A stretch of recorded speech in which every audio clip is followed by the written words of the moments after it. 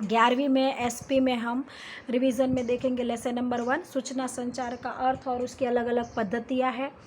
तो सूचना संचार का अर्थ, सूचना पहले क्या, तभी उसका संचार, संचार मतलब एक जगह से दूसरी जगह पहुंचाना, तो उसका अर्थ, तो सूचना क्या है पहले वो जानेंगे, फिर उसका संचार करेंगे और फिर उसकी पद्धतियाँ देखेंगे। तो सूचना किसे कहते हैं, तो जिस विषय में हमें जरूरी जानकारी प्राप्त होती है उसे क्या कहते हैं, सूचना। जैसे आपको क्लास में आके सर ने बताया कि चलो मैं सबकी अटेंडेंस लेने वाली हूँ, जो भी प्रेजेंट है यस बोलना, तो सर आपके रोल नंबर बोलते 1 2 3 4 5, तो आप उसको यस और यस प्रेजेंट करके बता देते हो। फिर सर को सूचना मिलके कि क्लास में 35 बच्चे हैं, तो ज़रूरी जानकारी के प्राप्त परिणाम को क्या कहते हैं, सूचना।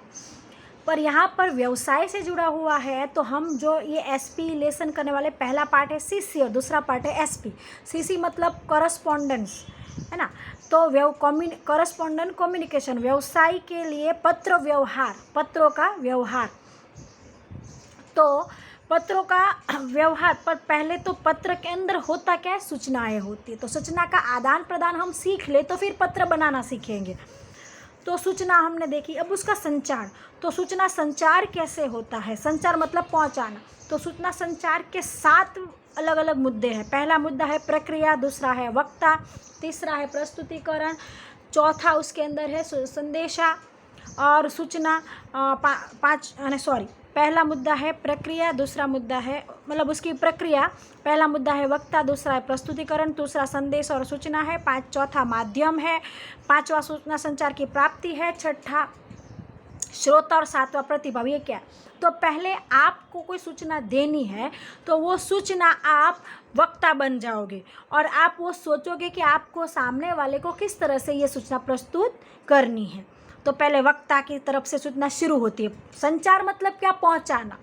सूचना, मैं कोई सूचना देने वाली हूँ तो मैं अभी क्या करूँ, पहले मैंने सोचा मुझे कैसे रिवीजन करवाना है, फिर मैंने ये वीडियो बनाया, फिर वीडियो के द्वारा मैंने ये वीडियो शेयर किया सर के साथ, अनिल सर को भेजा, अनिल सर ने वो वीडियो का यूट्यूब में अपलोड किया, फिर आप तक भेजा, फिर आपने उस वीडियो को देखा, सुना, फिर आपने उस चीज़ को समझा और उसके बाद उसका उपयोग किया, तब बन गई सूचना संचार, है ना। तो सूचना संचार में यहाँ पर किस किन लोगों का, अलग अलग माध्यमों का भी उपयोग किया, फ़ोन का उपयोग किया, इंटरनेट का उपयोग किया, यूट्यूब का उपयोग किया गया, फिर सर का उपयोग किया, भाई सही आप ये वीडियो भेजो, आप बनाओ, इसका यूट्यूब पर लिंक शेयर करो, आप इसको अपलोड करो, फिर बच्चों को भेजो।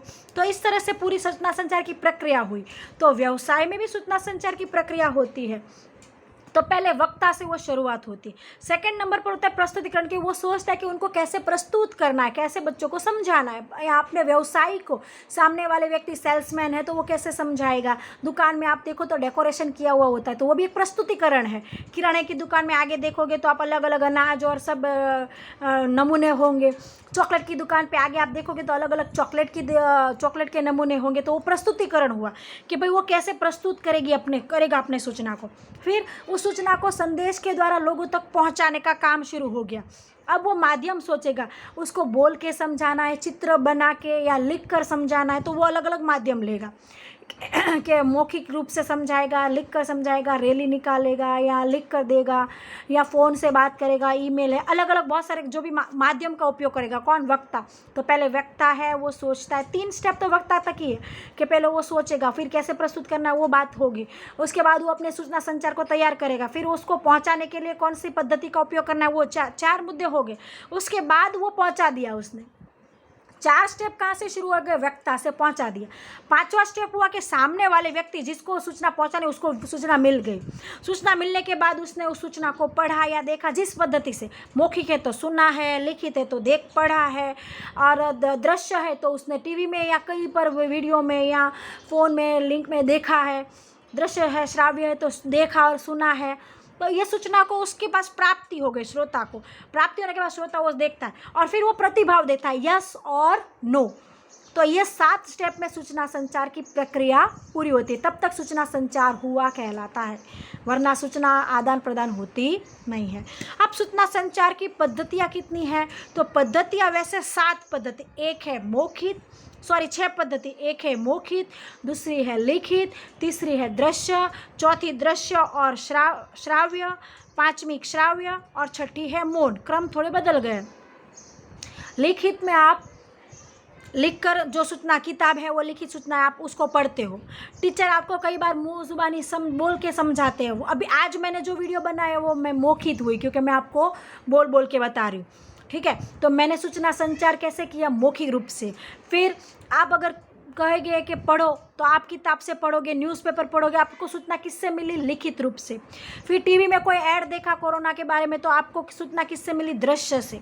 फिर कई बार देखने और सुनने से भी, रेडियो में या टीवी में दृश्य श्राव्य दोनों रूप से सूचना मिलती है। कई बार सिर्फ सुन से, मोबाइल में किसी से सुना कि कोई सूचना की जानकारी प्राप्त हुई तो आपने क्या किया, श्राव्य से, बराबर। उसके बाद मौन, किसी ने आपको ऐसा किया तो मतलब समझ गए कि वो गुस्सा हो रहा है, किसी ने आपको मुंह बिगाड़ा। टीचर भी कई बार आप क्लास में बातें करते हो तो आपके सामने गुस्सा करते हैं, आपने अच्छा काम किया तो आपको शाबाशी के रूप में स्माइल करते हैं, तो ये सब हुआ मौन। घर पे भी मम्मी डांटती है, टीवी देखते हो तो मम्मी आपके सामने आकर खड़ी हो जाती है और आपको कोई भी एक्सप्रेशन ऐसे बनाती तुरंत आपको पता चल जाता है मम्मी गुस्से में है या खुश में।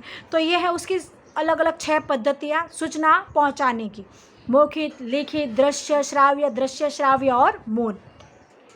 अब उसमें से हम देखेंगे लिखित सूचना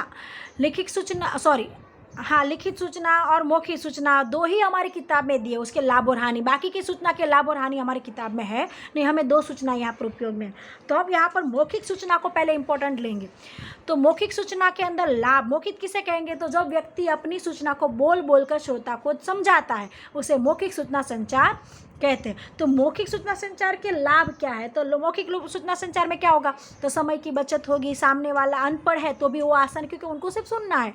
व्यक्ति बोल रहा है, पढ़ना तो सामने वाले को है नहीं, तो वो अनपढ़ होगा, वो भी आराम से समझ जाएगा। असमंजस की कोई बात होगी तुरंत वहाँ पर एक हल हो जाएगी।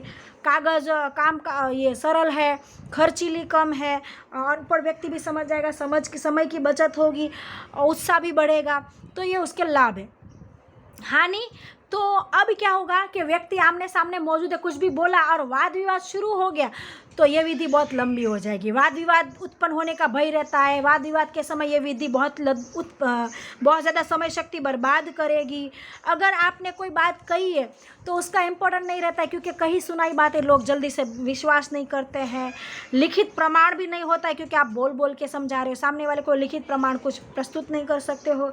अगर वक्तृत्व अदा अच्छी नहीं होगी तो उस विधि का कोई महत्व नहीं रहेगा।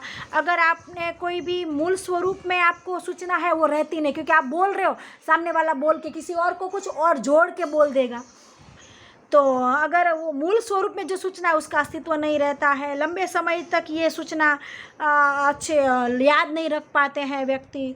ज़्यादातर परिणाम, बहुत ज़्यादा सूचना विस्तृत हो गई तो उसका अच्छा परिणाम प्राप्त नहीं होता है, और बोले हुए शब्द वापस नहीं लिए जाते, इसलिए इसमें भूल होने की संभावना ज़्यादा रहती है। व्यक्ति को पहले से इसको सोच समझ के बोलना चाहिए।